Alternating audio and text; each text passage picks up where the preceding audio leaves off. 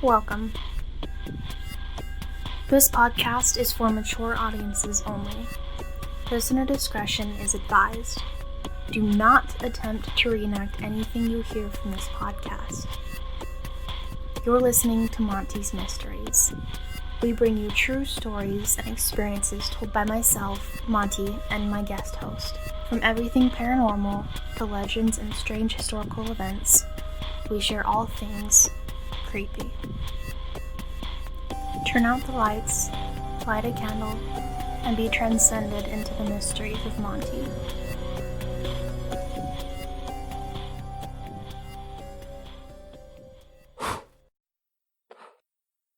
Welcome back to Monty's Mysteries. I am your host, Monty, and I've got Patrick over here. Hello.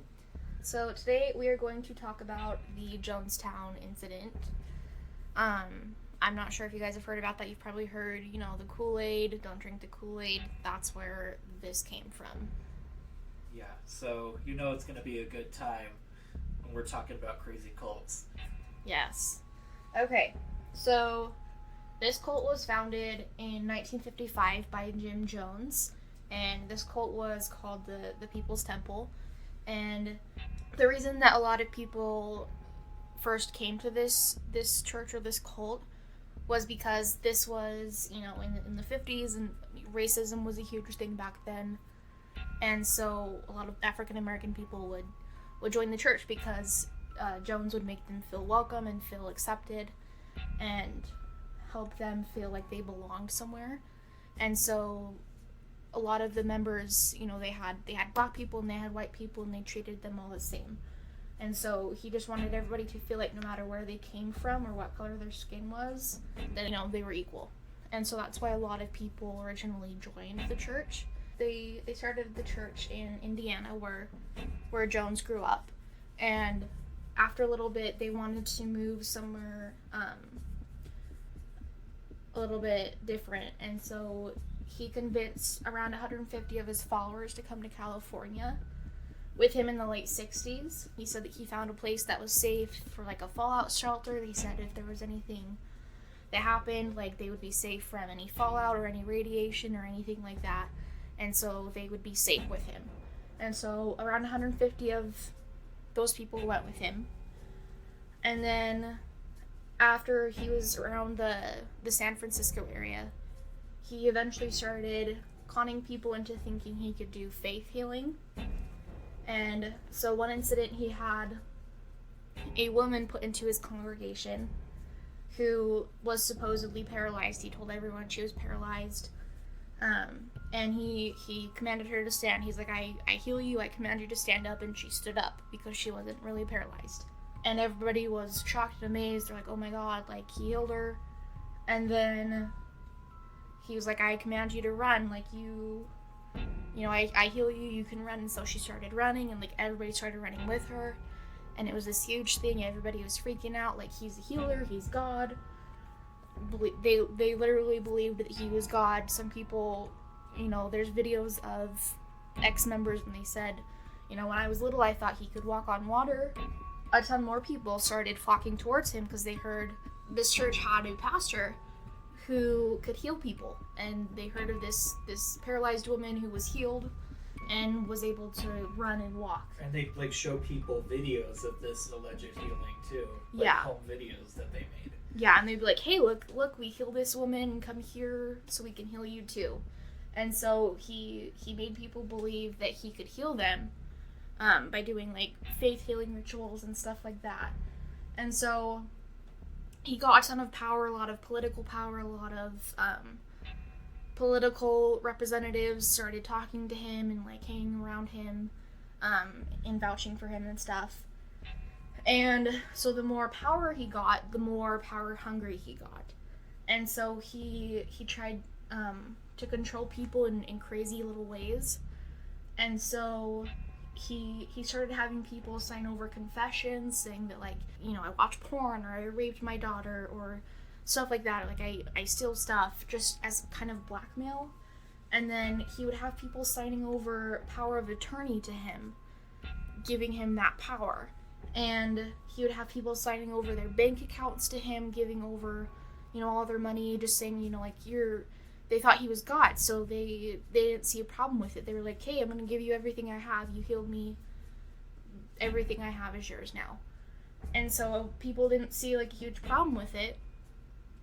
And then, so he was kind of using all of that stuff to blackmail them with. Like, if they did anything, if they tried leaving the church, he can show this signed and handwritten confession of, hey, I molested my daughter, and then get them in trouble for leaving his church. And so, he was a very powerful person. And then eventually he started talking about sexual acts at the pulpit. He started talking about women he slept with and how he can go all night long with a woman, and men that he slept with, and how he's doing it all for the sake of socialism. And so he'd be like, I didn't want to sleep with him, or I didn't want to sleep with her, but I did it for you guys. I did it for socialism. Yeah, and we're not talking about, like, Bernie Sanders socialism. We're talking about, like, really, like, intense Soviet kind of socialism. Like, oh, yeah. Like, he had support from the Soviet Union, didn't he? Yeah. Yeah. Yeah, and so, it wasn't the kind of socialism we would see today. It's, like, the old school kind of stuff that is way different than we see now. And then he bought transportation buses for, like, new people to come and see him and see him heal people and come to his congregation and see his sermons. And he had one specific bus that he would ride on to go travel. And there are ex-members that say that he had his own little special spot in the back where he would, sexual encounters would happen. And there's some women that would say that he raped them in the back of the bus, and that he said, I'm doing this for you, this is for good, and, like, these were young minor children, and he was this older guy, and there's interviews, and they are saying, I thought he was this godly person, so I just let him do it. I thought it was the right thing. I just sat there and took it. And so it's a horrible thing. And because of his power and his stance and everything that he was, they thought it was okay. They thought it was a normal thing. And so when racism started getting really bad, like, it was already really bad, but when it started to get worse and violent, and there were all of these rallies and, like, fighting and deaths and everything, he said, hey, I got a safe place for you guys. It's in South America, and we don't have to worry about racism. We can just be us. We can live off the country. It'll be this amazing place of paradise. We can, go fishing all day. We can relax. We can grow our own food. It'll be perfect. It'll be like heaven on earth. It'll be paradise. And so he brought a ton of his members to Guyana, and they spent 18 hours a day building their compound for literally nothing. And, he told them, the food that they ate, we grew this, and this is what we've done. But a lot of people saw labels on them, like they were bought from other people that grew them. And so they started, thinking, like, maybe we didn't actually do this. I'm not seeing us grow these bananas and these other fruits and vegetables, and they have stickers on them of other companies. And so they started realizing that everything that they were promised was kind of BS and was a lie. And they were getting disappointed, and they were like, hey, like, I thought we were going to be relaxing all day, and, like, all this was going to be, like, heaven on earth, and everything was going to be perfect here, but we can't grow anything. We're buying stuff from other companies, and, we're building our own stuff. Like, that's okay, but, like, we're just working 18 hours a day, all day, every day. It's not a paradise. It's hard work. Back in San Francisco, some ex-members that had left his church and had realized that he was scamming people and lying to people, they had written an expose that came out in several newspapers. And so that's when his facade started to fade and come apart.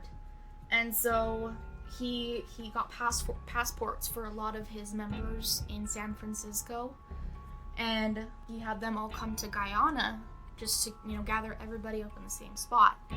And he did it kind of discreetly. He got them sent out from different cities, and so it didn't look like it was a big thing.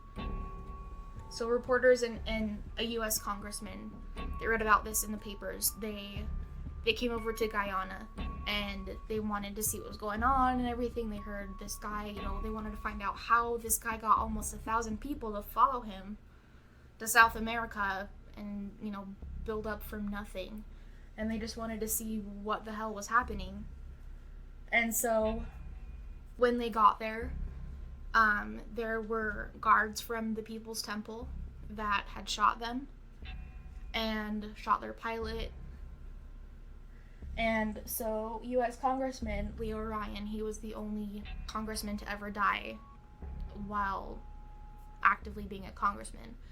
And so, Jones, there's a lot of conspiracy theories out there, but I guess Jim Jones was paranoid that the CIA, they were, trying to break up his church and trying to get them to not be a thing anymore.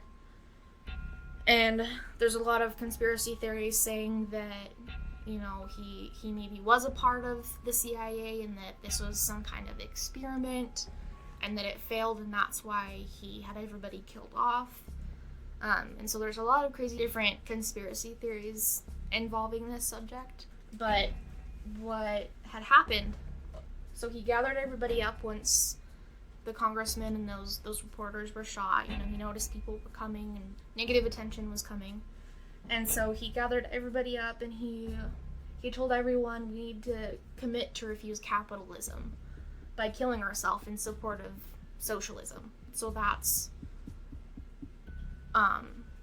why he wanted everyone to die. He was supporting, in his mind, they were taking a stand against capitalism and supporting socialism, and they thought that would make a change and that would do something serious.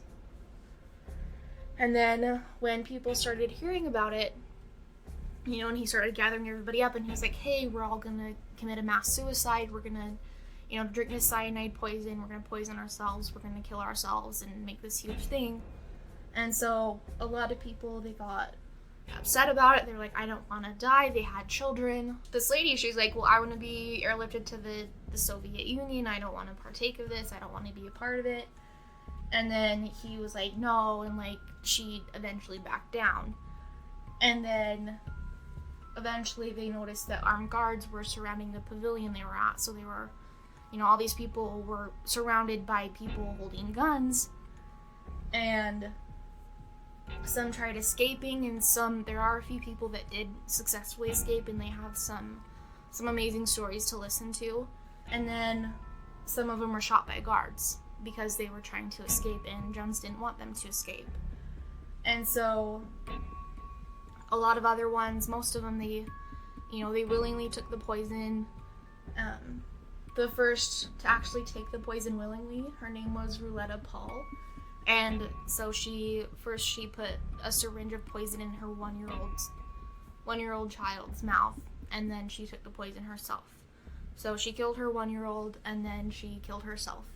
Mothers started putting their babies in these tubs containing the poison, and just some after watching their babies in these tubs of cyanide, started showing reluctancy of taking the poison because they were just literally watching their babies die. And then with the poison, it took about 5 minutes for children and babies and about 20 to 30 minutes for adults. And so I'm sure dying of poison, that's not a fun thing. No, you would be violently ill for most of that. A lot of them, some of the people that escaped, they said that, some people were rocking around a little bit after they took the poison and they just looked lifeless, kind of zombie-like, and they were in a trance or something like that, and then they just kind of died. And so, 20 to 30 minutes of being poisoned and just slowly dying, I'm sure that's not a great thing. It's not a great time. Yeah. And so one thing that Jones said, after people started showing reluctancy to take the poison, he said, die with a degree of dignity. Lay down your life with dignity. Don't lay down with tears and agony. So he was kind of being like, don't be a bitch and suck it up, and kind of making them feel bad, and that's how I see it, at least. Is that how you see it? Yeah, I mean, just kind of like the nerve that he has to be like that, though. Yeah. Like, that's ridiculous. Like, he manipulated all of these people into committing mass suicide. Oh, yeah. Yeah, and there's also another conspiracy theory that this was the plan all along, that he was planning to kill these people the entire time. Yeah. And just to be, you know, this man who went down in history as killing all these people, or getting all these people to kill themselves. And so that's another conspiracy theory out there. I think he just, like, had so much control over these people that when, like, Congress started to look into it, he felt like he was losing some of that control. Mm-hmm.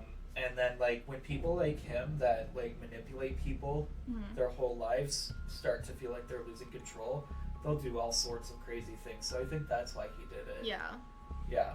And then, after that, he also said, I tell you, I don't care how many screams you hear. I don't care how many anguished cries.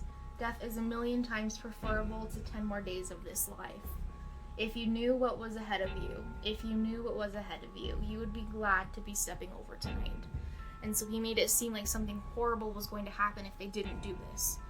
And so a lot of the members, they were told to take the poison or be killed by a guard's hand. And so, honestly, in my opinion, I'd rather be killed by a guard. Yeah, I'd rather be shot. Like, because that's pretty instant. Yeah. Right? Yeah. Even if I was choked out, I'd rather Yeah. be choked out than suffer for 20 to 30 minutes. Yeah, choking out would take, what, like 5 minutes max? That's Yeah. preferable. Yeah, I would much rather go the other way. Well, cyanide is actually a very painful thing to die of. If you look up what the symptoms of cyanide poisoning are, they're terrible. Yeah, I'm sure that's, you know, I'd rather just go, be dead. Yeah. And then eventually the guards, they were called to take their poison. You know, they did it willingly. And then Jones, he was found with a pillow under his head with a gunshot wound to his right temple. And the medical examiner stated it to be self-inflicted. So he just had all these other people suffer, and then he just instantly shot himself. Yeah, wow. Which I think, like, he's already a horrible person. Yeah, what a dick. Yeah, but then, like, he watched all these people die. Like, almost 1,000 people die. There was 918 people died around and near the settlement, including the reporters and the senator. And, like, all of that death on his hands, and then just to cop out like that. Yeah, just to, like, almost just kind of, like, wimp out at the last moment. Exactly. Like, if he genuinely believed that they were standing up to socialism, or standing up to capitalism yeah. and standing up for socialism, he would have gone the way that they went. Right. But I think he just copped out and was like, I don't want to suffer. Like, I've watched all these people suffer. I'm just going to shoot myself in the head. Just the nerve that this guy had. Yeah. In doing all of this. Like, it's so crazy to think how easily people can be manipulated by these kinds of things. Exactly. And, like, I know that, like, some of the survivors, they tell their stories, and it's really amazing to hear what happened. And then there's actually 3 high-ranking temple survivors that claimed that they were given an assignment by Jones and escaped their death with it, but they, a guy named Tim Carter, his brother Mike, and another one named Mike Prokes, they were all around 20 and 30. They were given luggage containing $550,000 in U.S. currency and then $130,000 in Guyanese currency in an envelope to deliver to the Soviet embassy in Georgetown, and contained passports and instruction letters. And it stated, I'm going to pronounce this wrong, so I'm just not even going to say it. Dear comrade, dude, the following is a letter of instruction regarding all of our assets that we want to leave to the Communist Party for the Union of Soviet Socialist Republics. Enclosed in this letter are letters which instruct the banks to send the cashier checks to you. I am doing this on behalf of the People's Temple because we, as communists, want our money to be of benefit for help to oppressed people over the world, or in any way that your decision-making body sees fit. So, the letters included listed accounts with balances totaling in excess of 7.3 billion to be transferred to the Communist Party of Soviet Union. Yeah. And that's just in the currency of the day. Imagine how much that is for inflation right now. Like, that'd be a lot of money. Yeah. And then those guys, the two brothers and the one other guy that claimed this, they eventually ditched most of the money and were apprehended heading for a temple vote at Kaituma. I'm sorry if I say that wrong, by the way. I would have totally just taken the money. Yeah. On it 100%. I would have been like, all right, they're gone. Yeah. And so they were supposed to reach Georgetown later that day. They were 150 miles away from it. But yeah, they took the task before the suicides even began, and so... Oh, they didn't even know that they were going to commit suicide. Yeah. Wow. Yeah, and soon, they abandoned it when they realized what was going to happen. And so, the guys, one of the guys, they tried searching for their son and their wife and discovered them, being poisoned. And one of the guy's wives killed herself because she was in such despair because of what was going on. And then that guy that found that, he had a nervous breakdown and then was pulled away from the village by his equally distraught brother. So this guy, he went, he was told to go do this thing by this guy who they thought was God. And then found out that, their children and wives were poisoned and killed, and, I can't even imagine that. I just think it's so weird that they were donating money to the Soviet Union, and that they're like, oh, this will help oppress people. The Soviet Union was really oppressive. Yeah, for real. Yeah, that's... And could you imagine just stumbling across that village that you've lived in your whole life, that you think of as heaven, and you come back and you just find all of these people dead? That's gotta take a toll on you. And before 9/11, that was the biggest loss of human life in one event. Yeah. And that's a huge thing. That's crazy. Yeah. And then the other survivors, just before the start in the pavilion, when everybody was getting gathered up in the pavilion, these two people, Gary and Lane, they were told that people were angry with them, and I guess they were lawyers, and they were escorted to a house used to accommodate visitors, and according to them, they talked their way past the two armed guards and made it to the jungle before eventually arriving in Port Kaituma. While in the jungle near the settlement, they heard gunshots. And then this observation concurs with the testimony of Clayton, the guy who previously fled into the jungle and heard the same sounds, and then was making back into Jonestown to get his passport that he needed to get back into the United States. And he volunteered to go get a stethoscope. Oh, so this is another person. So they volunteered to get a stethoscope. I'm not sure what for. And then they hid underneath the building while they went to go supposedly get the stethoscope. And then 4 more people who were intended to be poisoned managed to survive. One of them, who was hearing impaired, missed the announcement to assemble on the loudspeaker. He laid down in a ditch and pretended to be dead, which is really smart of him. Yeah. And then that guy was 79 years old. That would be crazy. Oh my god. And then another one, he was another 76-year-old. He realized what was happening and crawled under his bed, only to walk out after the suicides were completed. So that whole time he was hiding underneath his bed while hearing everybody cry and scream and gunshots. He was just hiding underneath his bed. Oh my god. Yeah. And then they also found that at least 70 of the victims were injected with poison. They don't know if it was, a relief injection, to relieve the pain and the symptoms of the cyanide, or if it was forcefully injected with the cyanide. So they don't know. Those people may have been forcefully injected with the cyanide and killed that way. Oh, could you imagine that? And then it also said that 1/3 of their victims were minors. Jesus. That's a lot. That's a lot of kids. What, a third? That's 300 kids. Yeah. At least. Jesus. Yeah. And then they found, at the crime scene, they found a lot of plastic cups, flavored aid packets, which is where the whole don't drink the Kool-Aid comes from. Even though they had off-brand. Yeah. and syringes, some with needles, some without. And there was, they explained it as it was littered with bodies. So there were bodies everywhere. Oh yeah, the pictures from it are crazy. Yeah. Have you seen the pictures? I haven't seen the pictures. I'm too much of an empathetic person. I've seen pictures from like wars. I start crying. I can't do it. Really? Yeah, like you would think as someone who loves horror, I can see fake dead people, but when it comes to real dead people and knowing their stories, I just can't do it. Yeah.